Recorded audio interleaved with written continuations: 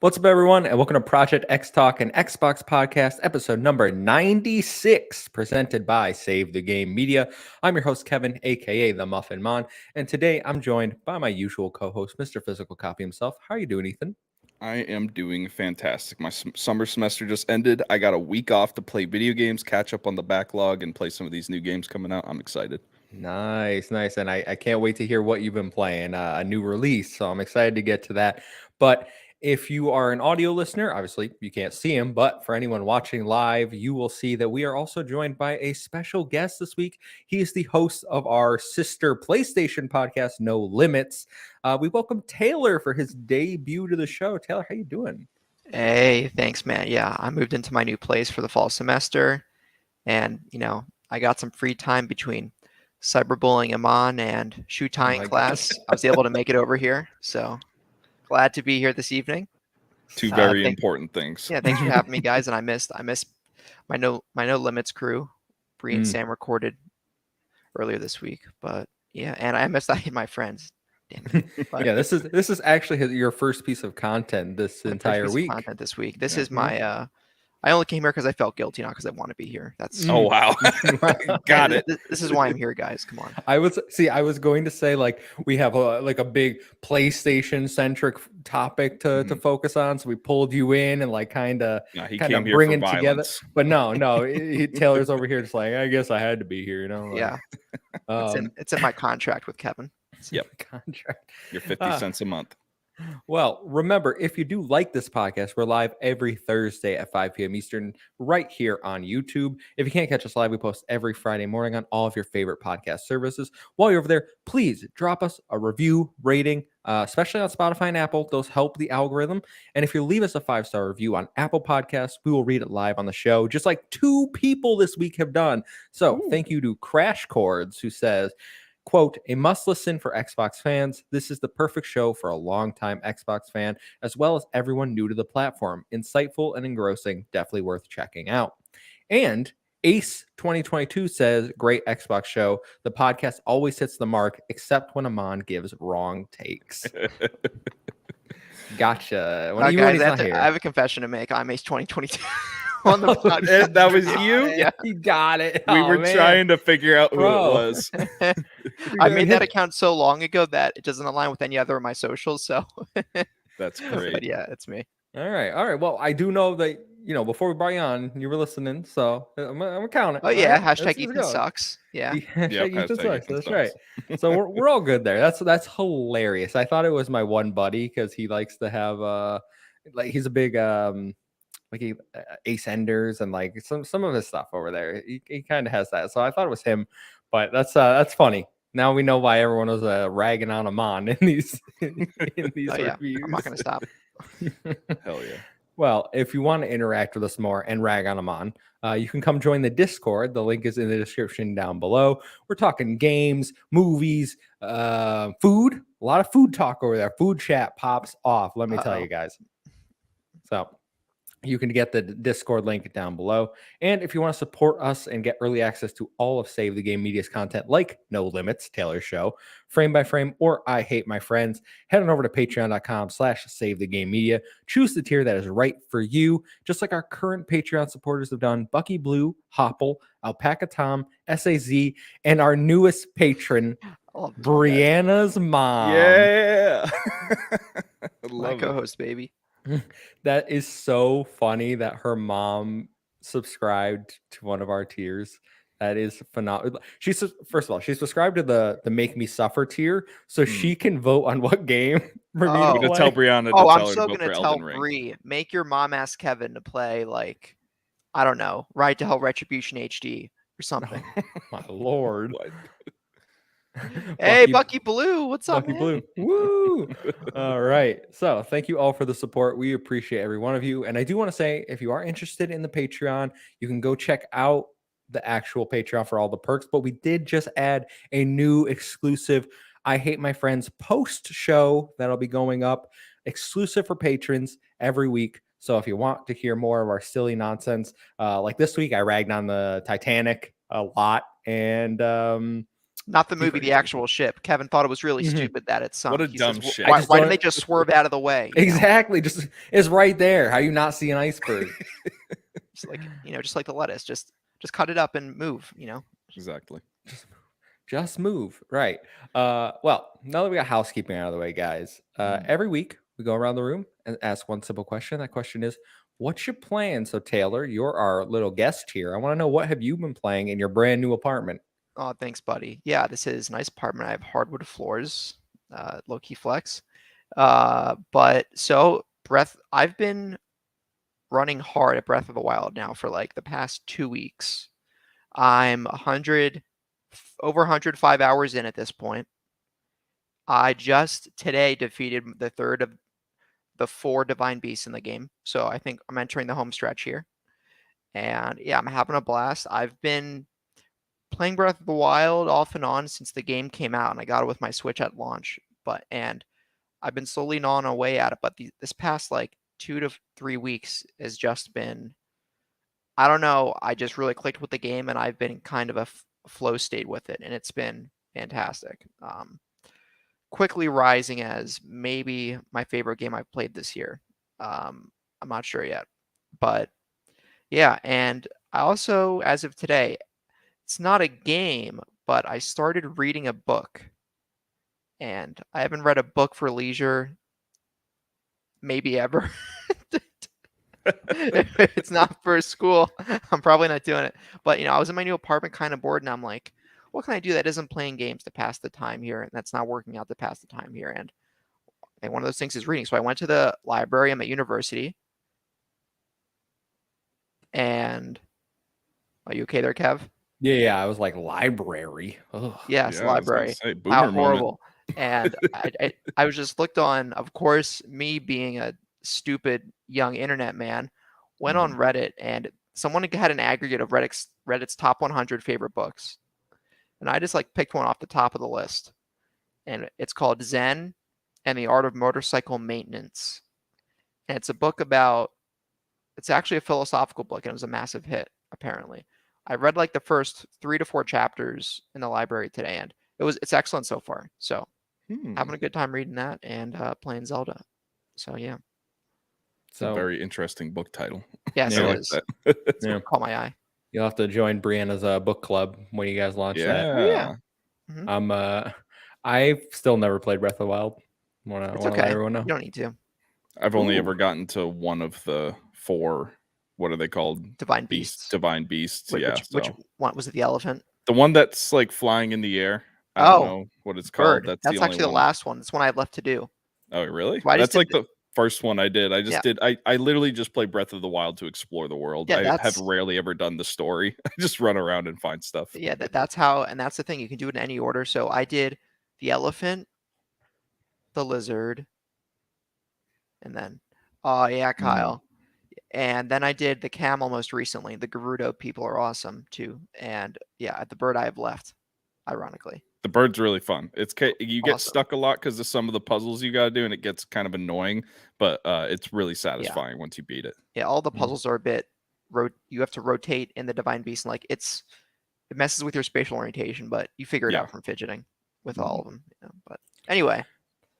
Well, I want to ask, because Ethan, you love Elden Ring, but isn't Breath of the Wild similar structurally to Elden Ring? So why, like, you can go anywhere, right? They're like, both really open, but it's not as. I think Elden Ring's actually a bit more. Is it? If you said, I think Breath of the Wild's more linear than Elden Ring. You have to find quests with defined places to go and defined bosses. But there's a massive amount of freedom. But I think Breath of the Wild has more of that traditional structure at its core, and the shrines, the gameplay loop. Elden Ring is, in my experience, is a much more open canvas in my 25 hours of playing it. It has its key locations too, but and it's obviously more mature of a game. Bosses are tougher. It's a tougher game. Breath of the Wild is not an easy game. I think it's tougher than average, but not as hard as Elden Ring. And I would say I enjoy the combat and gameplay loop better in Elden Ring. The biggest gripe with me in Breath of the Wild, I love the game to death, but it's just the weapon mechanics. Oh, I love the durability, man. The durability. I love it. absolutely hate games that have durability. I understand it's kind of realism, but at the same time, when you get a really powerful weapon in Breath of the Wild and it breaks like halfway through a single shrine, it gets really frustrating. And you get kind of soft locked into a shrine because you don't have enough weapons, and then you got to go grind for more. That's the thing that turns me off the most about. That's why I kind of focus on exploration instead of going for stories, because usually I just end up getting close to the end but never having enough weapons. I think I just need to be better at preparing for those things, but I just can't be bothered with that sort of grind to it. But that's why I think Elden Ring is a cut above Breath of the Wild for me, at least. Kyle correctly called me out and said you actually can go to Ganon on right from the Great Plateau in Breath of the Wild from the start, if you want to do that. So maybe I retract that a bit, but I still think the overall structure of Breath of the Wild is a little more so in terms of where to go, what to do for a relatively quote unquote average players run through the game. But awesome. Well, hopefully you beat it soon. Hey Tay, it's in the chat. Thank you. Oh yeah, hey Tay, what's going on, man? Tay, I said Tay. Sorry. Yeah, People called me Tay for Taylor before. We called him that for an hour and 50 minutes or whatever when he was on the show. So it's not the first time. Ethan, what have you been playing? All right, so the first game I wanted to talk about was Saints Row 2. I saw this on Games for Gold, and I'm pretty sure they put it on there because obviously the Saints Row reboot is coming on the 23rd, and they wanted people to get back into that ecosystem. So I downloaded it, I picked it up, and I wanted to kind of get into that Saints Row world and remind myself why I loved it so much as a kid. Saints Row 2 is definitely the one out of the original trilogy that I love the most. What is going on in the chat? But Saints Row 2 is definitely the one that I love the most out of the original 4, I guess, if you want to count Saints Row the 4th. But yeah, going into Saints Row 2, it just reminded me why Saints Row is a cut above the rest of the GTA clones that were out in the ecosystem back in the day. It's absurd, it's humorous, there's always something funny going on, there's always an element of humor, but at the same time it feels grounded, and the stories feel real, and the characters are fun to interact with, and they're fun to see their story progress. One moment you're jumping in front of a car to collect insurance money and ragdolling all over the map, and the next moment you're avenging a killed gang member in a very emotional scene. These games are just so much fun. I will say, though, the driving mechanics have aged very poorly, and the police in Saints Row 2 are probably the most aggressive police out of any video game. Take GTA 5 police and give them speed. Okay, so that they're just absolutely insane, and it makes the game even more funny. So Saints Row 2, I probably put in about 10 hours into it. I didn't want to play through the whole thing. I played through most of the Ronin playthrough, which is one of the gangs. You got to defeat all 4 of the gangs and one like corporation throughout the map, and then you have kind of like an after storyline that you got to do. But I played through the game probably 3 times, so I didn't feel like doing it. I just wanted to get immersed into that gameplay style again. And from everything I'm seeing of Saints Row, the reboot that's coming out on the 23rd, it feels like it's very much a return to form on that original formula for Saints Row. So I'm nothing but excited for Saints Row coming up. This really got me back into that world, and I can't wait for Saints Row to come out on the 23rd. So very excited for that. Before you go on, it's Kyle in the chat says, honestly, I thought Saints Row was a series that no one actually played. Oh, come on, Kyle. They wouldn't have made 4 games plus DLC if people didn't play it. Saints Row was the most popular GTA clone, I would say. Saints Row 2 and 3 made it a really high bar, and Saints Row 4 kind of walked on some thin ice there with its popularity. And I got to say, the soundtrack to Saints Row 2, absolute bangers. The radio is one of the best radios in all of gaming. 1 minute you're listening to classic 80s rock, the next Beyonce is belting out some tune. It's so much fun to listen to the radio while all the absurd things are going on. It's absolutely a joy. That's great to hear. It's not licensed. It's great to hear it's licensed music is on the radio. It's still all there. They haven't lost any licenses, so it's pretty fun. Well, there you go. I guess they wouldn't be selling the game with them still in there if it didn't. It's still on Steam. So are you a Grand Theft Auto guy, Ethan? I don't know if I actually know that. Grand Theft Auto 4, I was super into. I was played a like lot GTA of 5. GTA 4. GTA 5 I had for the 360, and I played a lot of it, and I played through the campaign probably twice on GTA 5, but I haven't interacted with the GTA ecosystem since the 360 era. So, yeah, I know a lot of people have been playing GTA 5 since the 360 era. I'm not one of those people. I don't really care for RP or GTA Online or anything. I think it's kind of shallow and boring gameplay, but I love the main story. I would go back into it if I didn't have to pay another $60 to get an upgraded copy for the Series X. But Kyle says, I imagine the radio's just Limp Bizkit for some reason. it would be the right era. But I don't think I've heard. I haven't listened to Generation X, which is kind of the hard rock new metal station for Saints Row. I haven't gone on that a lot. I've been listening to a lot of the 80s rock station and the mix, they call it, which is like I guess the modern music for that time, which is a lot of like 50 Cent, Beyonce, stuff like that. It's a blast. Jay-Z. Is Jay-Z in there? Jay-Z. I don't know. I don't know if Jay-Z is in there, but definitely some bangers. Lady Gaga. I remember one of the songs was on there, so it's pretty great. Wow. But the second game I've been playing, which is the one I'm really excited to talk about, is Cult of the Lamb. Yeah, I want to hear about this. So this is by far the best roguelike that I've played since The Binding of Isaac. And I'm not very much of a roguelike fan, but every once in a while, there's one that just really hits for me. And I played this for about 2 hours. So, I mean, this could change overnight. We'll see. I'm going to play a lot tonight. But from what I've experienced so far, this is truly the best roguelike that I played since The Binding of Isaac. The art style is absolutely fantastic. The progression in it is really what cuts this out from the rest of roguelikes for me, in that you really do feel a lot of progression between the cult building mechanics, the town that you have to managing the different people, the followers that you have in that town, in addition to your own stats. You're always upgrading things. You're always feeling like you progressed. And then even with the certain areas that you go to, there's like 4 doors, each with its main boss, and then there's a main door in the middle. I'm still on the first door right now, but there's even like a tracker for the door that tells you how close you're getting to the boss. None of the runs take a very long time, about 10 to 15 minutes, I'd say, for each one. It's not overly difficult. All the different areas are varied. There's a lot of different perks and tarot cards that you can find. Tarot cards give you like buffs and stuff like that. But it's just a very fast-paced roguelike with a lot of good progression. And then I also like the added element of world building back into your cult. You host like rituals. You can sacrifice cult members, which I haven't done yet because I don't really want to do that. You can give gifts to cult members and stuff like that to increase their stats and everything. They give you faith and they worship you. And there's so many different mechanics going on. I can't really describe them all right now because I have to play more to really get immersed in it. But so far, I am absolutely loving this game. There's even a mechanic in the cult like base where you have to clean up their poop or else the place gets too dirty and they get unhappy, and some of the followers can like start heckling you while you're doing your sermons and stuff like that. This is when and you they really sacrifice them, Ethan. Yeah, this is when you start sacrificing them, when they complain about the poop that's all over the place. So you got to keep the place clean. But overall, it's an amazing roguelike. I think a lot of people are going to love this game. If you're a roguelike fan, I think this is an essential play, honest to God. And if you're not that big of a fan of roguelikes, I think you could find some enjoyment in this just because it's so fast paced and the progression feels really good. I was gonna ask because you know my feelings on rogue like Yes, I do. game. So knowing me, Ethan, would I like this game from what you've played? You can be honest. I would say you would get something out of it.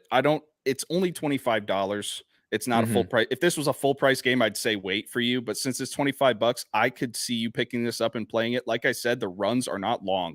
You go into the dungeon, 10, 15 minutes, you progressed in the whole storyline. You fought a boss. You're getting closer to the main boss. It's not like these long slogs of roguelikes where you have to go into a dungeon 3 separate times just to upgrade one perk. After each run, you come back, you get a couple more different buildings that you can build in your cult. You get a new level, you get a new perk, you get a new weapon, you get a new tarot card. You're always feeling that sense of progression. So I think this is something that even non-roguelike fans would really enjoy. Captain Logan, shout out Captain Logan. What's up? Thanks for stopping by. He says it's basically a Tamagotchi.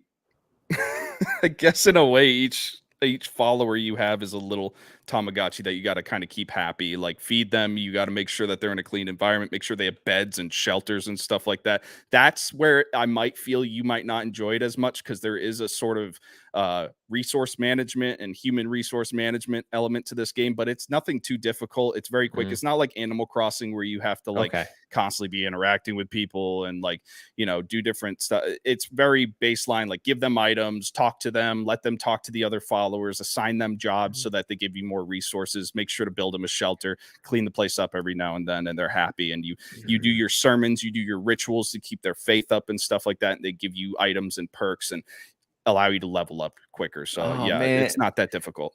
I'm just so torn in my brain because I'm like, whenever I look at this game, I'm just like, it looks like a game I would love. Like, to be fair, you get a lot out of the game in the first hour. So I would recommend you could definitely pick this up. If you don't like it, refund it, but you will see all of the mechanics in the first hour, I feel like, and I think you'll get a good feel of whether or not you will want to continue playing it within the first hour, because it really just throws you into the game, essentially. I might pick this up. I might buy it. Do a little Steam 2-hour, 14-day refund period. Play it for like 100 minutes. Come to a conclusion and call it a day. Like literally set a timer on your phone, like 1 hour, 40 minutes, and then boom. I'm loving it on the console, but I could definitely see this being like a sweaty PC game. Like this would be fun to grind into as a sweaty PC game and just get, you know, stuck to your chair and go crazy. And it's really fun. So what qualifies for being a sweaty PC game? Is it like management games? Like I don't think it's any PC game. For me, PC gaming is just sweaty. I play on PC here. So that's not a rib because I play on PC too. All right. How often are you sweating? Halo 3 campaign isn't that sweaty. Even on heroic, it's not that sweaty. But well, that's a lie. But there's some sweatiness. But oh man, Nikolai in the chat says PC gaming is sweaty. Confirmed. Come on, everybody knows PC gaming is a little bit sweaty, and I love it. I sweat too. Don't get me wrong. Just use some antiperspirant, you know. Yep.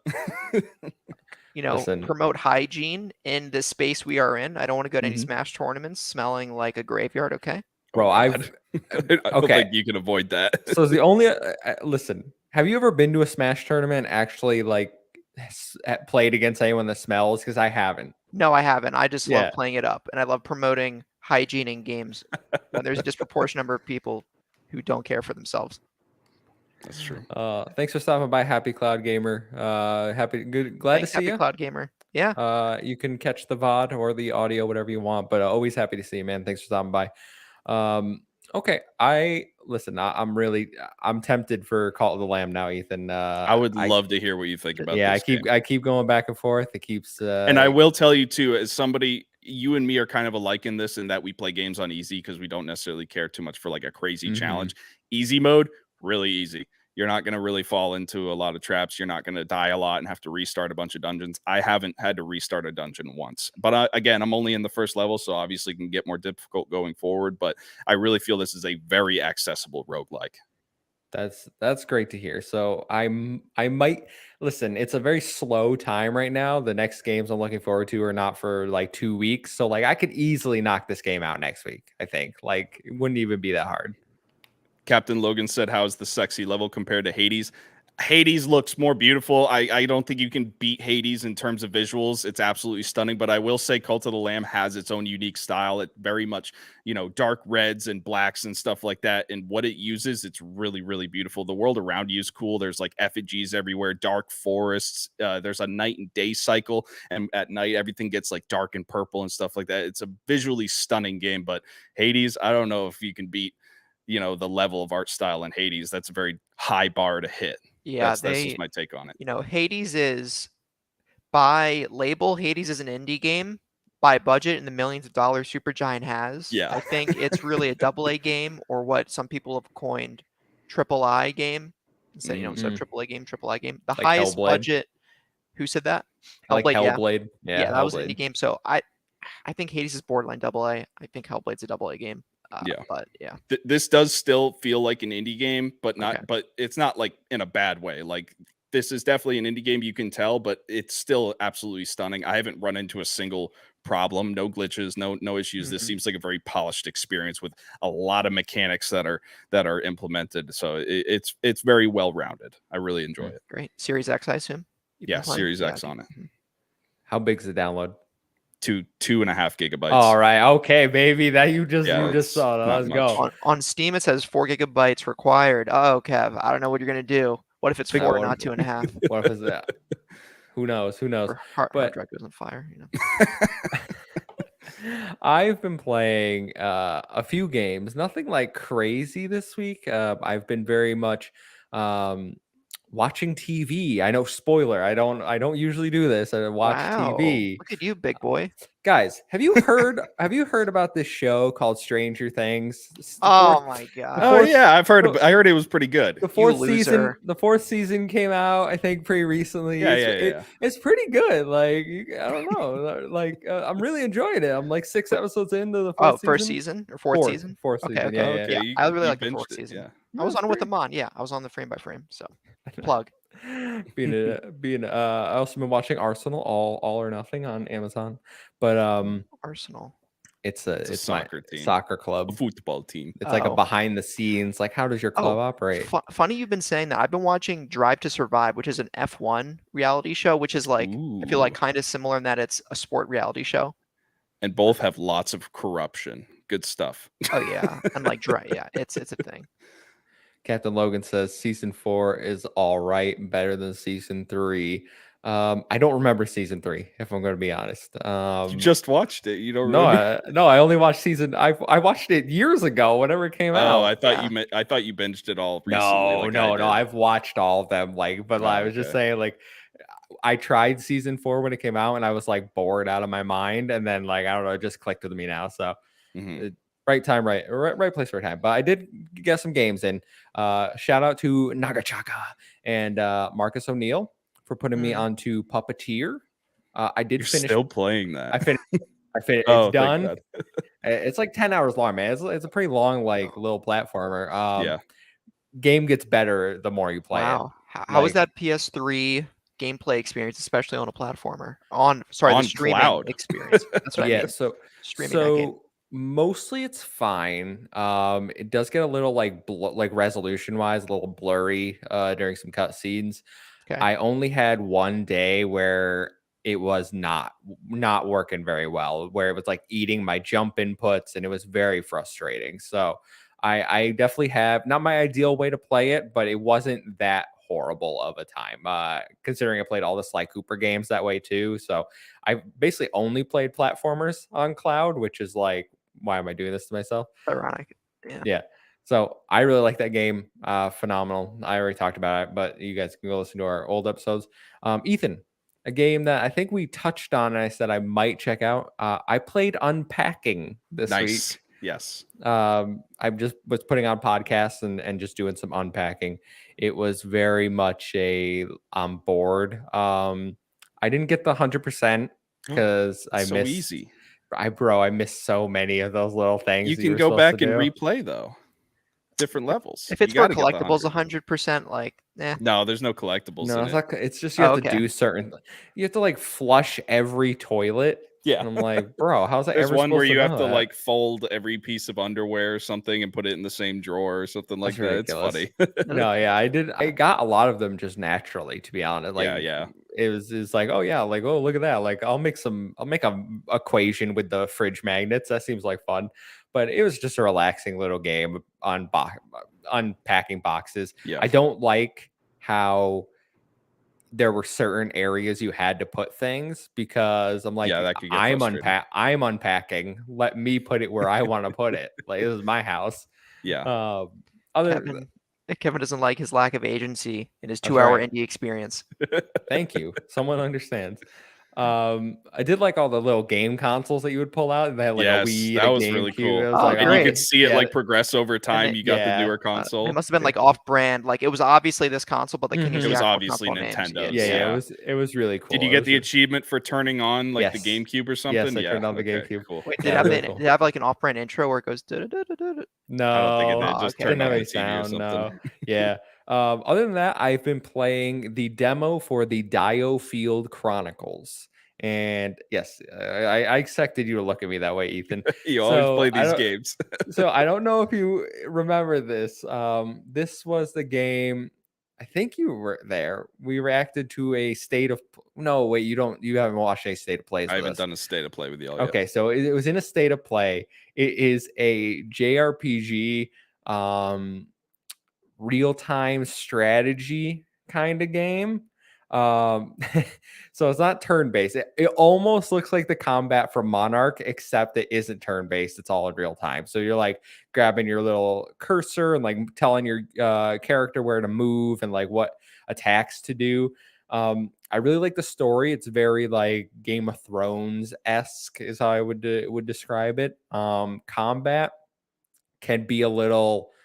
I put it on 2 times speed because it can take a little bit to kill even like the little basic minions. You The can speed animation, up the RTS and do 2 times yes, speed and stuff. Oh, yes, okay. you could speed up That makes it palatable. animations of them like Yeah. hitting. So I don't have to like sit because at first I was like, this is taking a while for them to just Yeah. hack this soldier to death. And like I'm just sitting here, I'm like, oh, I don't know if this is it. But the speed up and then you unlock more classes. Like I have a mage that can drop meteors, and if you kill enough enemies, you get like a special move where you can call in like a dragon to like bomb the field. Animation wise, this game's awesome, like beautiful looking. So it comes out in September. It's one part of the Square Enix, like they're dumping all their games in the fall and holiday. So I think I'm gonna pick this one up. Progress carries over to the main game, but I'm pretty impressed with what I played for. I think if you like those types of games, you're in for a treat. Is it like a traditional kind of WoW party structure where you have like a healer, a tank, DPS, stuff like that, or is Kind it? of, yeah. Yeah. Yeah. Yeah. Okay. So the characters I have right now, I have a archer, I have a, mage or healer. Mhm. I have you can have an assassin who can do like like a bunch of small quick attacks with daggers, or you can have a sword and shield character, and then you have a cavalry unit. So Okay. it is definitely the classic. And this is on all consoles, third Yeah, party? Okay, yeah, cool. it's even on Switch. Crazy. Oh. I know. I don't know how they're doing that because I would not like to see this game on Switch. I think I really Chug. like the art style. I think it looks really nice. So I'm excited. Me Good and stuff. Ryan Turford probably the only people that are going to play Yeah. this game. Sometimes games can look really good. An art style can look really sharp without it being demanding for performance. Like if you look at Hades, spec wise, it is really not that demanding at all, but it Yeah, no. looks so excellent when you see that character art in dialogue. So they can hide some less demanding games behind a great looking Yeah. style. I would love to Mhm. play Hades on my OLED and see what that looks like on that little Do it. screen. That'd be I dope. mean, you can Do It's it. a- I don't want to spend the money. I've already played it. It's on Game Pass though, isn't it? well, not Yeah, as but OLED Switch. Oh, Switch OLED. Thought you Yeah, said Switch on my OLED. TV. But I Okay. should clarify, yeah. All right. Well, that's all I've been playing this week. Probably gonna jump into Cult and the Lamb tonight though, so I'll Hell report yeah, back let's next week go. on that. Can't wait. We can segue, and so why don't you have a seat while I grab some books from the library and tell you this week's stories. Story number 1. Microsoft has responded to Sony's comments that we reported on last week to the Brazilian regulators. This comes from Chris Scullion over at Video Game Chronicles, who reports that Reset Era user IDOS has posted Microsoft's response to Sony's comments made to the regulators. According to the report, Microsoft states, quote, not surprisingly, Sony was the only third party to convey public opinion materially different from Microsoft/ABK and the third parties regarding the competitive analysis of the transaction. Microsoft claimed that Sony doesn't want to see Call of Duty games on Game Pass on day one because it is not resigned to having to compete with Microsoft's subscription service. Sony's public outcry on subscription games and the company's response are clear. Sony doesn't want attractive subscription services to threaten its dominance in the market for digital distribution of console games. In other words, Sony rails against the introduction of new monetization models capable of challenging its business model. Microsoft also shoots down Sony's claims that Call of Duty is a category of game in itself, stating the PlayStation itself has a foundation established by players loyal to the brand. This finding, however, does not lead to the conclusion that the PlayStation or any branded product with loyal consumers is a separate market from other consoles. Extrapolating from such a finding, the extreme conclusion that Call of Duty is a game category in itself is simply unjustifiable under any quantitative or qualitative analysis.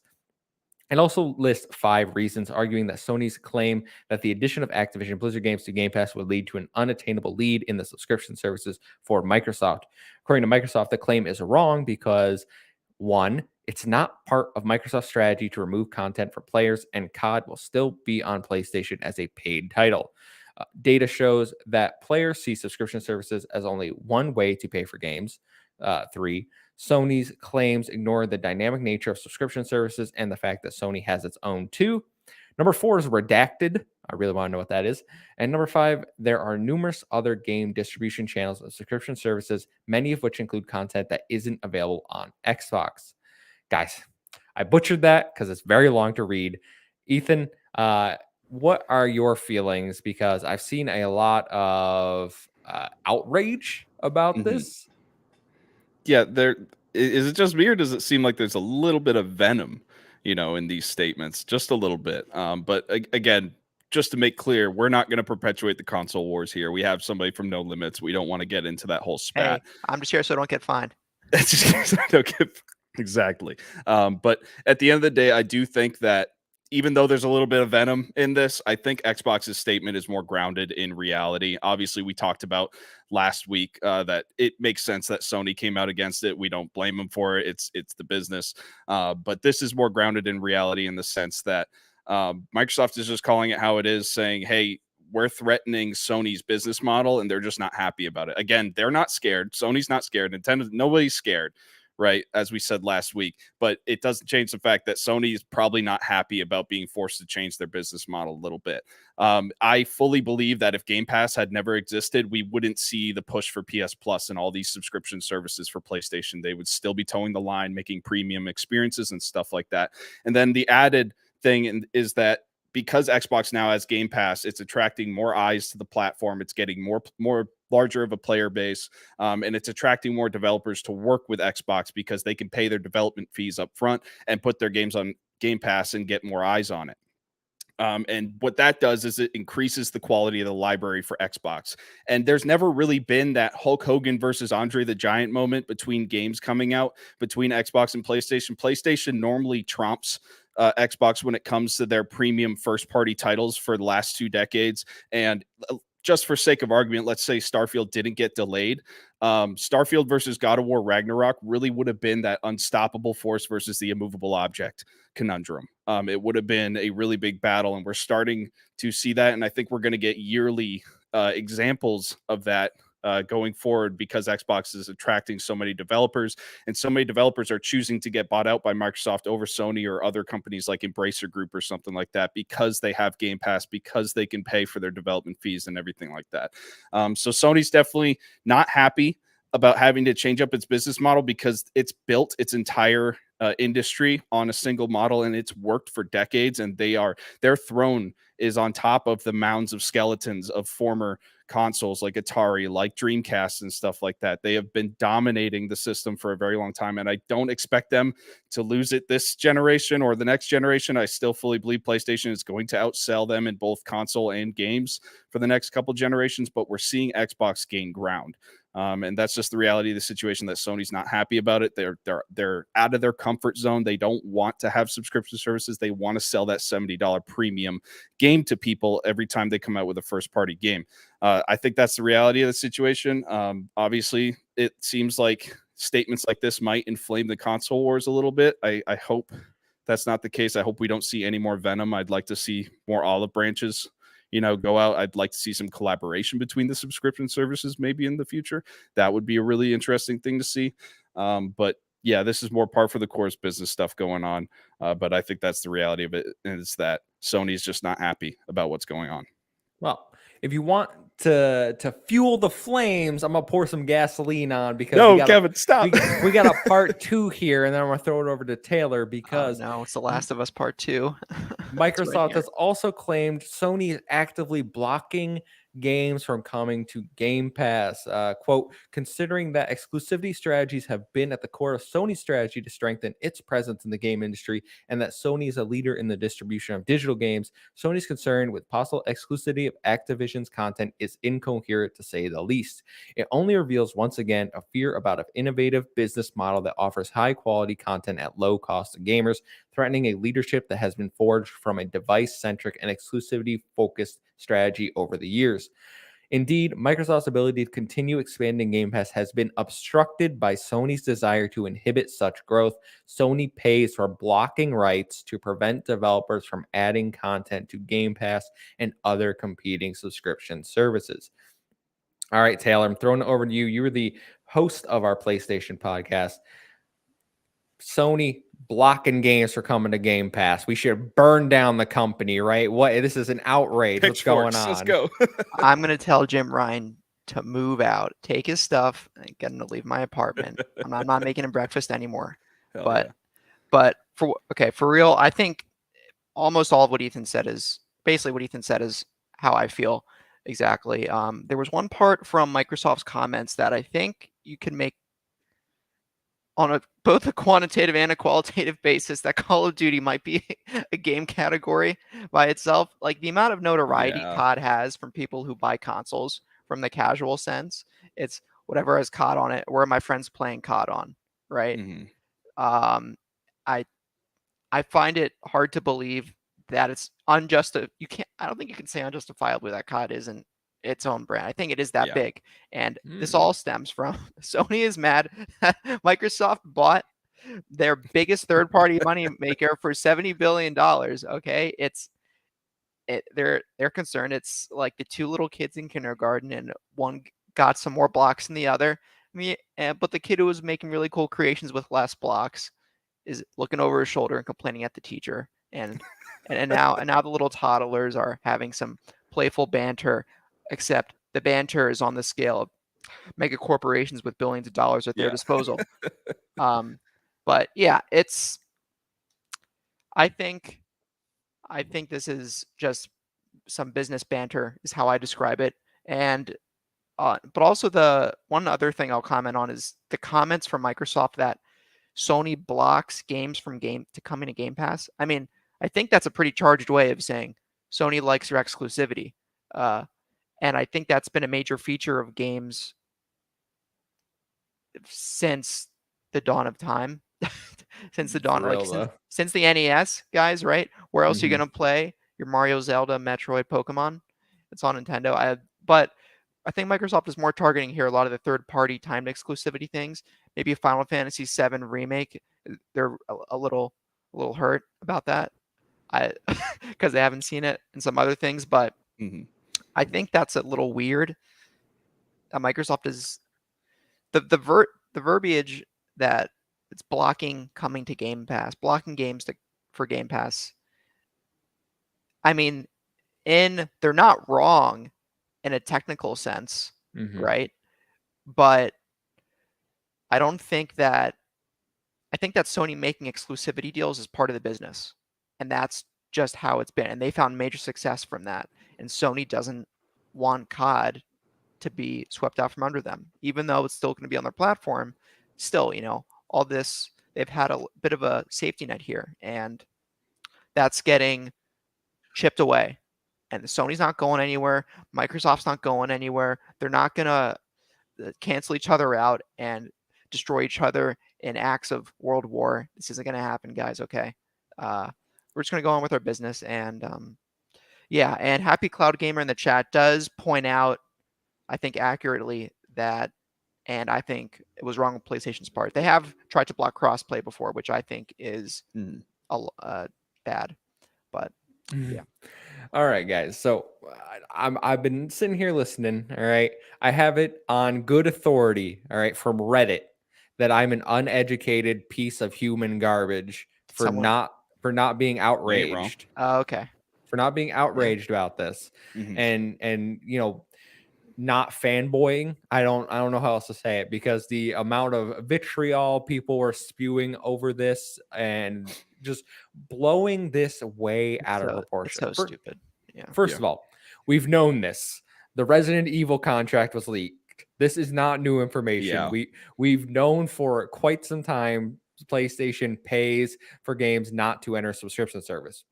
2, there's nothing wrong with that. I'm gonna just say that right now. There is nothing wrong with a business making a business decision to try to make their platform more appealing. And I get the, well, this is different than third-party exclusivity argument. I yes, but no, it really isn't all that different. At the end of the day, whether you make a deal for third-party exclusivity or you make a deal for just don't go to another subscription service, the idea is to make your platform the more appealing place to play. Because if you are primarily in the place, even if you have both consoles, let's say, right? And you primarily play on PlayStation, but then, oh, look, this game I was really interested in picking up is coming to Game Pass. I'm going to play it on Xbox. Yeah. Or Sony makes a deal, pays the developer, and it can't come to Game Pass. Then they go pick it up on PlayStation because that is their preferred platform. In what world is that any different than third-party exclusivity? Yes, you have a choice, but the idea is just to benefit your company. And I get the argument like, well, this is worse for gamers. It could be if the game was going to come to Game Pass. Everyone acts like every game that they've placed, we don't even know what games, first of all, that PlayStation, outside of Resident Evil 8, we don't know what games PlayStation has actively done this for. So you get, say you get a game that PlayStation's like, hey, we're interested. We're gonna help you out with some development costs, but don't go to Game Pass. We're gonna give you a little extra money. And the developer's like, that sounds great. All right, we're gonna take that deal. And then they were never going to go to Game Pass anyway because Xbox wasn't interested in them. Xbox has to make a deal with the third party. They have to pay them to come to Game Pass. It's not just simply like, oh, if it's come to Xbox, it's going to come to Game Pass. Like that's not how it works here. And not every game is going to come to Game Pass. So you have no idea if you've missed out or you've been hurt in any single way by any of these deals. So the people freaking out, I don't know what to tell you. Yes, Ethan froze. I noticed that. I was in the middle of a tirade. It just really, really bothered me, the amount of people like going in at me for not telling me I don't understand the industry, because I guarantee you Xbox makes similar deals. Like, hey, we're going to give you some money. Don't go to PlayStation Plus.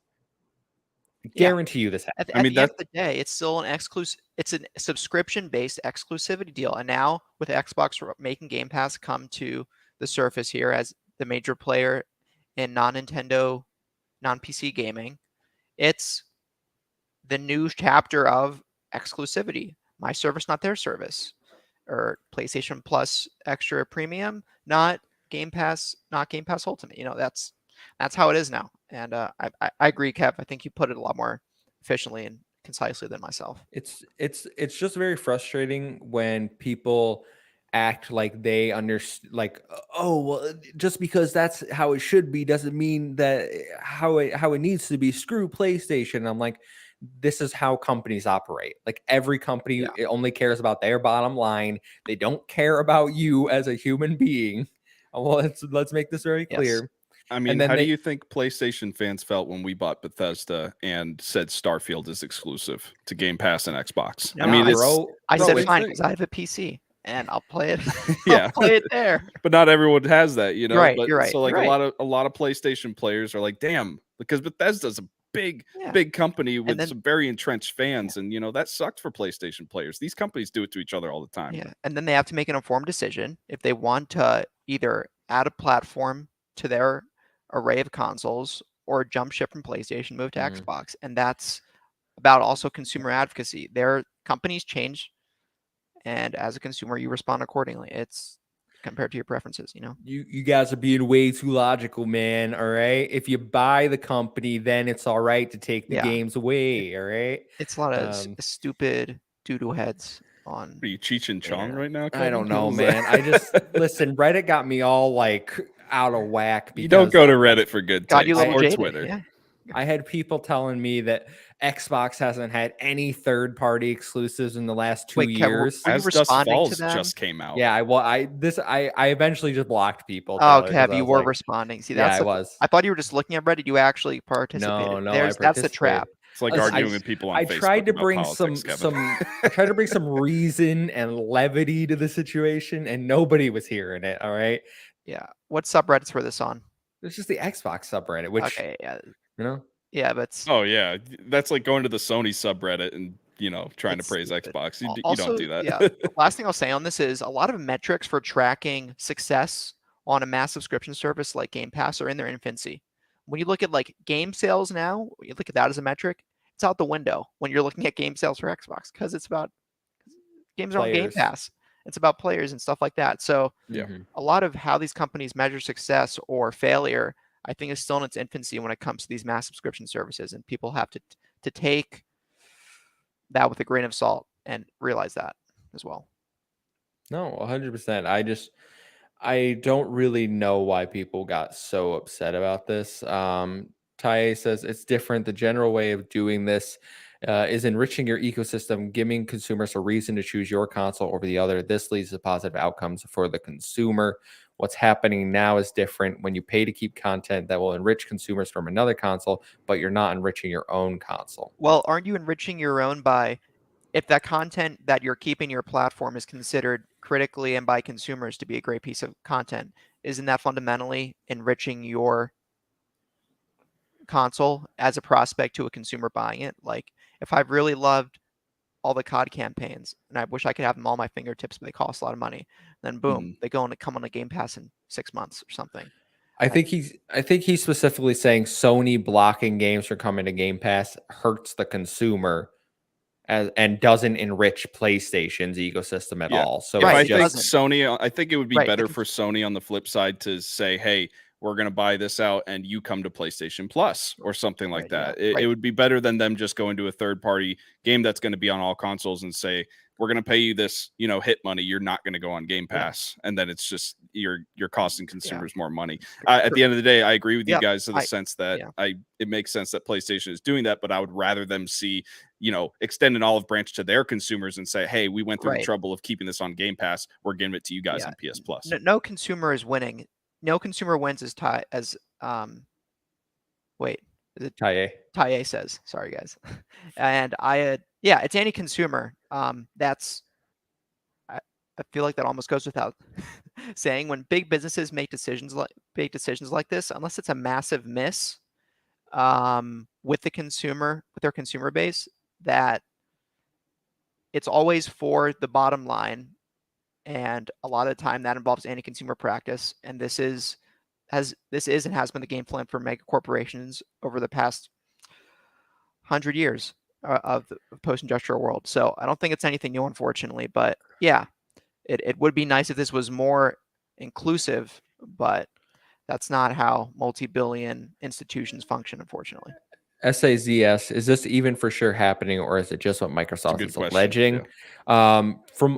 From the leaked Resident Evil contract, we can assume that they're not just claiming this to claim it. It seems like this is happening in some circumstances.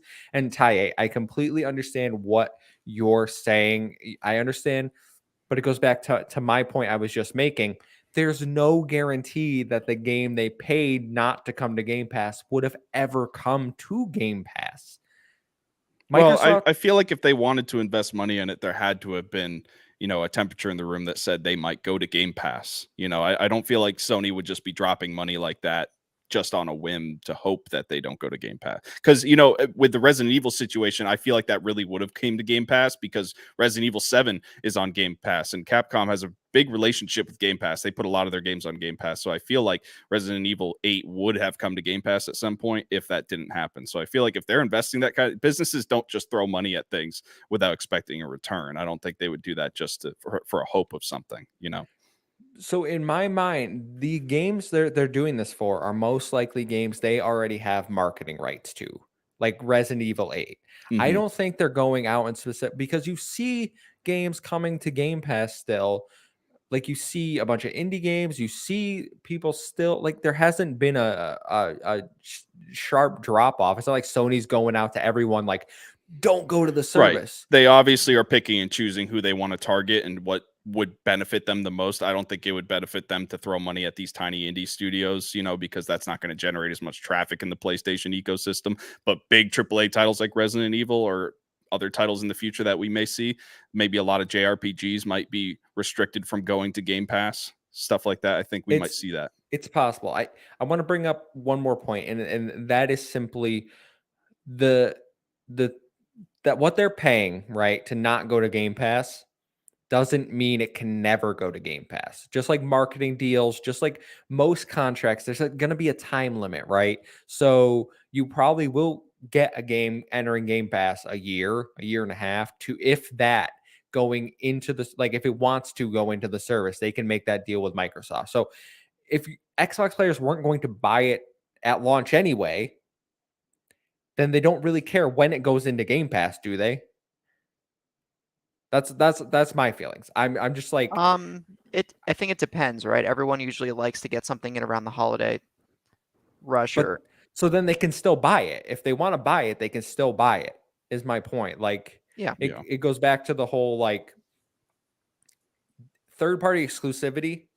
Like, I get that's crappy. People can feel upset. Like, oh, I really wanted to play Final Fantasy VII Remake, but it's only on PlayStation. Well, I only have an Xbox. Like, at this point, we don't even know if that's third party exclusivity. Sony might just. No, it's just the example that popped in my brain. For me, I've long accepted third party exclusivity is just a thing. It's just like it exists in the world. It's to be I think the greater take home message is we have to be aware. Almost basically every practice a company takes is to lift the bottom line. And if that's at the expense of the consumer, they've made the judgment call, so be it. And so all these decisions are powered by the money guys. So, and it's sometimes at the expense of the consumer. And that's the knowledge you have to take into when you participate in a mass media form like game consumption. Yeah. It's the downside of this hobby, but it's one we accept as consumers, unfortunately. Yeah. And real quick, to put a positive spin on it, kind of, is that, in a way, it's good to see a lot of competition between these companies, because at the end of the day, competition really does breed innovation. That we wouldn't have Game Pass or PS Plus if it wasn't for this competition between the companies. Unless there's like agreed monopolies that. Right. There's obviously issues, but like, I think in terms of gaming, I think competition has really bred a lot of innovation in our industry. And I point to Game Pass and PS Plus as being the most recent examples of that. Taye had a message here I wanna bring up. Sony's trying to hinder Game Pass subscription model to promote their business model of $70 games, which we know not everyone can afford, rather than challenge Game Pass head on. Right. So I want to touch on that, because they can't afford to challenge Game Pass head on. That is the whole point. So Xbox has taken one business route where they're investing in a subscription model like Game Pass. You still can buy games a la carte, but they're investing heavily into that subscription model. Sony, who can't afford to invest into their subscription model nearly as much, they have to make moves, calculated business moves, such as third-party exclusives or stopping games from going to Game Pass in order to compete with that service, because they can't do it head on. That's fact. I will completely understand that, but from a business point, what else can they do? Those are their options. Otherwise, they're basically admitting defeat. Not defeat, but like they're admitting, like, okay, Game Pass, like, we're just gonna let Game Pass run wild, which from a corporation standpoint is not a smart move, because they're trying to be competitive. Yeah, and I think that goes back to my point that Sony for the last 20 years have dominated with their singular business model, and now they're upset that they have to change it up a bit. I think that goes back to that point a bit. This is not a zero-sum game either. Like, Ty, you're talking about a lot of, I think, extreme language that's being used in these public articles, and part of that is not just business language, but if it's being publicly said, a bit of it's PR, kind of stirring the pot, getting people talking more about it, because if people are talking about your brand, whether it's positive or negative discussion, your brand will be pulling in more money. That's the catch-22 of criticism. So I think that's part of this. At the end of the day, we just walk home and play our games, and neither company will crumble from this. And there's wording in what Kevin said and what Ty brought up in chat that is a little extreme, and they do that thoughtfully, as twisted as that is to say. So that's another, I think, thing to consider here. No, but they do though. A lot of this is PR speak trying to.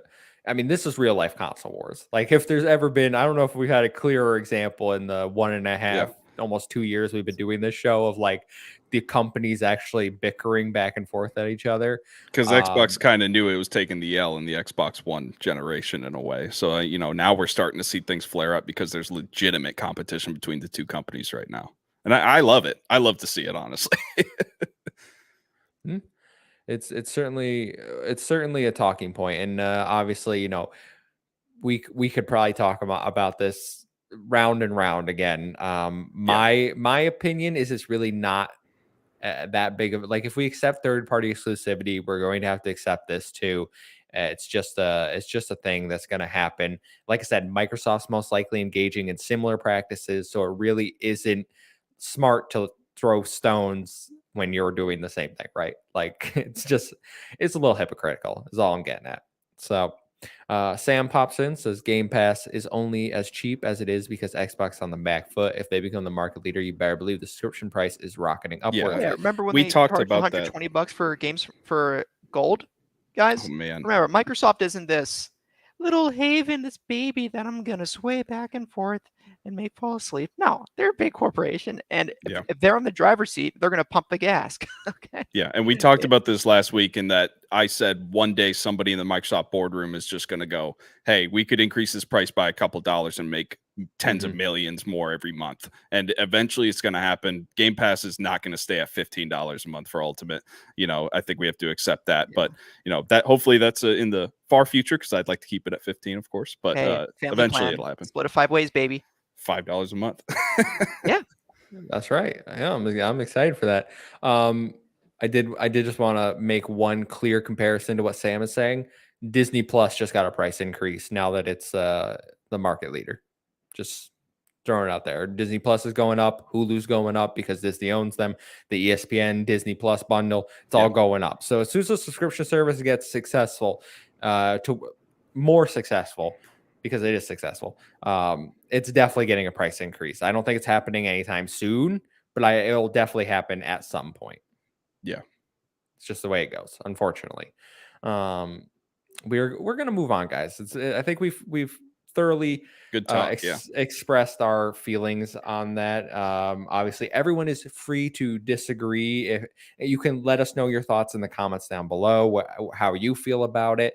Don't bring console wars into it. We're not here for that. If you can discuss it in a rational way, please leave a comment down below. We'd love to hear your thoughts because maybe there's something I'm missing. I get both perspectives, but I just don't think it's something we need to blow out of proportion like a lot of. Shout out to chat for being so engaged with this discussion. I really appreciate it. Yeah, guys. Makes it way more fun. Yeah, absolutely. And if you want to be in our chat, 5 p.m. Eastern time every Thursday here on YouTube or Twitch, you can go to our twitch.tv/Save the Game Media. Always forget to plug our Twitch channel because it's kind of the smaller brand one new. of our So let's move on to story number 2, guys.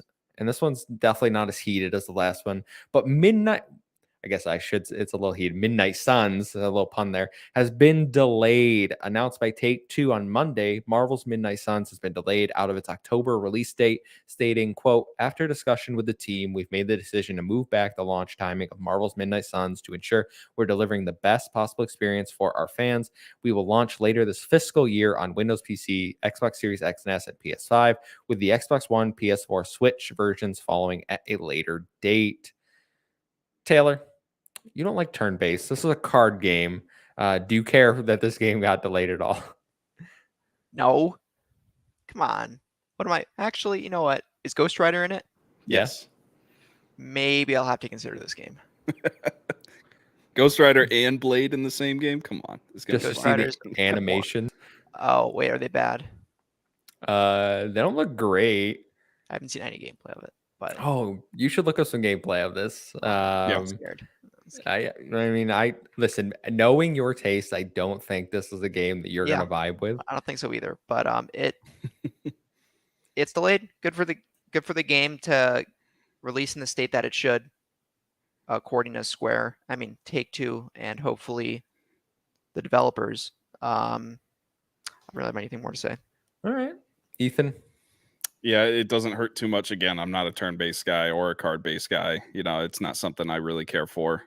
Just the fact that it's Marvel, I might try it out if it comes on sale or something like that, or if it goes on Game Pass, who knows? But not too sad by this. I feel like a broken record. It feels like every week there's another big game that gets delayed. Sure. I just wish companies would stop setting strict dates so far out, because it feels like every game's getting delayed now. I wish you guys would just tell us, hey, we were coming out this quarter, or that quarter. Well, this is the second time that Midnight Suns was delayed. Yeah, it was supposed to come out in March. Oh, I didn't know this was a second delay. Yeah, it was supposed to come out in March, got delayed till October, and now it's getting delayed until the end of their fiscal year, so it'll be out by March, reportedly. Breath of the Wild 2, Metroid Prime 4. No, these are games that are not coming out until they're coming out, so this is fine. Yeah. Don't worry, they'll be here. Back to the broken record statement about these game delays. Glad they're going to push it back. You want games to be good when they come out, and you don't want to put your employees through hell to try and push it out too early. So, every week it feels like something else getting delayed. This is the sacrifice this week. Too bad for fans that are excited about this. Yeah, I'm way more upset by this than you guys are. But that's a given, because turn-based cards, Marvel RPG systems. I'm gonna go on a date with Iron Man. All right, I want to walk on the beach with Doctor Strange. Okay, like let me live out my little dream here. But no, it is very disappointing. I think one of the interesting notes that they say here is that the PC and current gen, I'm calling it current gen versions will be out this fiscal year, but then last gen, Xbox One, PS4, Switch, they're like, it's coming at some point. Just cancel those. But we don't need those versions. We need to start moving on. It's been a long time. Gotham Knights isn't doing it. Like, if those are what's holding you back, just get rid of them. I think we're at this point, consoles are becoming easier to find. I'm seeing Xbox Series X's in the wild now. I saw one in the wild in Target a few weeks ago, and Kev, you saw two of them, right? Two on the shelf at Target. Yeah. And Court Lalonde's finding PS5s in Best Buy or the Source or wherever. I think it was a Walmart. He calls it the Source. I'm gonna bet it's Walmart or Best Buy. Yeah, and that goes back to what we've been saying. And sorry to anyone out there who doesn't have any of these consoles yet, but you've had time. If you really wanted one, you could have one by now. I really do believe that. I do too. Yeah, it really isn't that hard. Like, I've managed to get multiple of each console. You just really got to focus on it for a week or so. I bought mine back in like 2020, so like I really had to focus. But even now, it's even easier now than it was before. So yeah, and the chip shortage is. Demand for chips is getting lower. There's actually a surplus of chips now because the chip manufacturers made their last order, or at least NVIDIA did, at the height of the crypto craze. So there's a ton of excess chips floating around that it's getting easier to move these consoles around is the bottom line I'm trying to say here. I got to sell my used truck quick before the price goes down. Damn. It's Kyle says Scarlet Witch, Spider-Gwen, and this guy wants to walk on the beach with Doctor Strange. No shaming a bromance, man. Doctor Strange can mess me up. I think Scarlet Kiss Witch, the homies goodnight. Physically and psychologically. Bad guy in this game. I think she's corrupted in this Scarlet game. Witch. Who's Scarlet Witch? Bad. Yeah, I think she's part of the villain team. I mean, does that not make sense? Is she in the comics? Because the only time I've ever seen her is MCU. I don't read any comics, so. Yes, she has some villain arcs in the comics. Yeah. Okay. For sure. Who cares? I care, Kyle. I care. All right, guys, we can move on since I'm the only one that's sad about Midnight Suns. This last one is kind of just me highlighting and getting pumped about indie games. But I don't know if you guys are familiar with the indie publisher No More Robots, but they're adding half a dozen games to Game Pass over the next year. Mike Rose, the director of the publisher, which you might know for games like The Descenders and Hypnospace Outlaw, are planning to bring, quote, more than half a dozen games to Xbox Game Pass in the next 12 months. Announced titles yet to be released, including a rural life RPG called Spiridia and Let's Build a Zoo. And also just announced today, Soccer Story, a new open world soccer-based RPG. And boy, am I so excited. Oh, my, Yeah, that sounds like bro. something. It looks Dodgeball Academia vibes meet Golf Story. I Oh. am there. This game looked awesome. Oh Little wait, so No good. More Robots is the maker of Golf Story. I don't know if they did Golf Story. I don't think so. No, let me it's look it called up. Soccer Story, but it's not part of that sport. Like Sports Story and Golf Story are one miniseries. Let me just look up Oh Golf no, Story no, developers. it's not. Sidebar Games did Golf Oh, Story. Sidebar Games. Okay, this is just called Soccer Story with Yeah, that it's loose just marketing. inspired, I think, by. Yeah, but Yeah, cool. More Hypnospace Outlaw was just, I think, a Backtrackers game on the Carpool gaming community. I believe it is.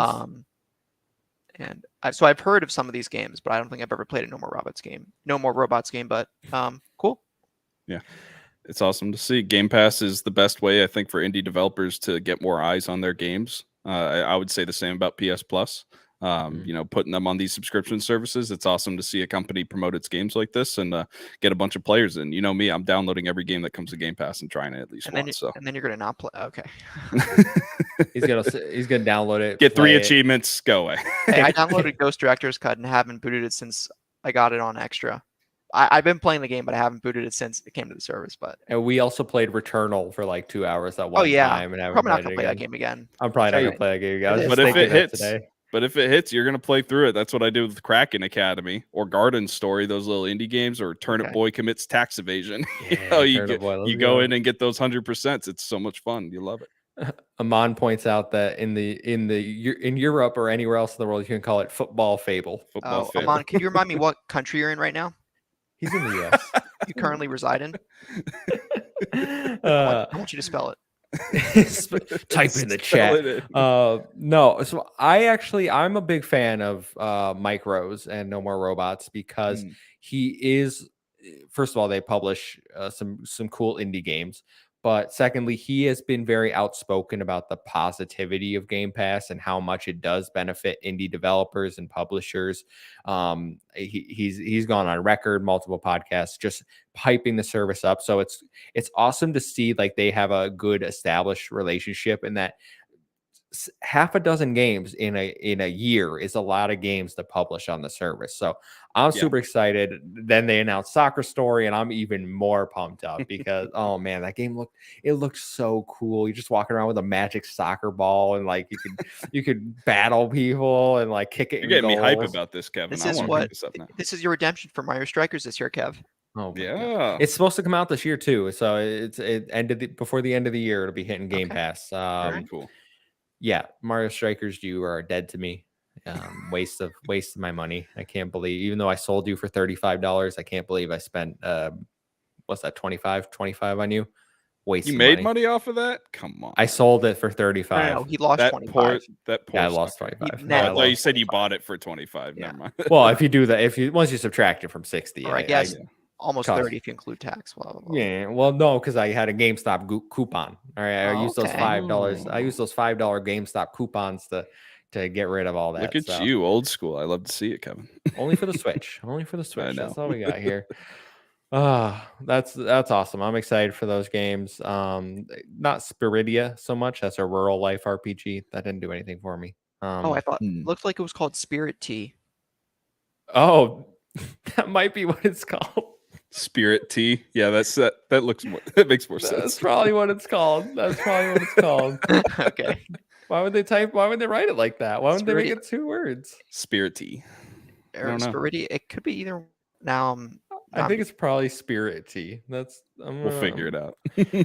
Yes, we will. But that's all we got for this week, guys. Well, I wouldn't say short because we went as long as good usual. show. We just had a big topic that took up most of our time, and always we're talking about what games we're playing because this is a gaming podcast. I feel like you should talk about games that you're playing. A lot of people like to just talk about things and don't actually play any games. Just throwing it out there.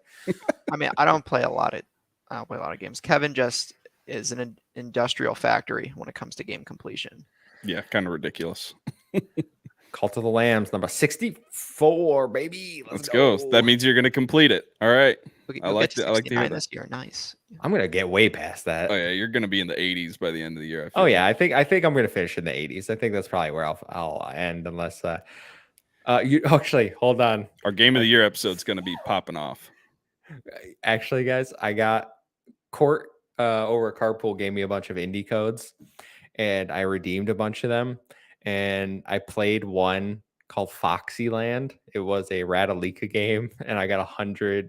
I got the 1,000 gamer score in 20 minutes, and I felt kind of dirty for that. You're trying to come after my throne, Kevin. I see you. You already passed me again. I wanted what's the point of me even trying? I was like, all right, I'm gonna. And now I got a week off. You're not catching me. No, that's the point, man. It's a hopeless endeavor. I'm gonna give up.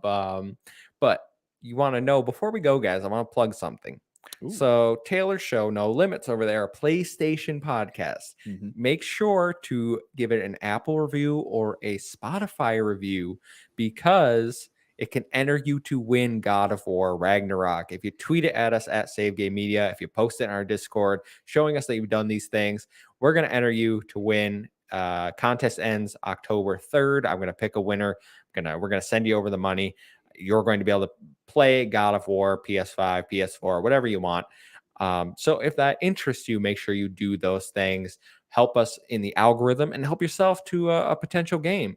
I do want to point out that patrons also get double the chance. So if you're a patron, you're automatically entered two chances.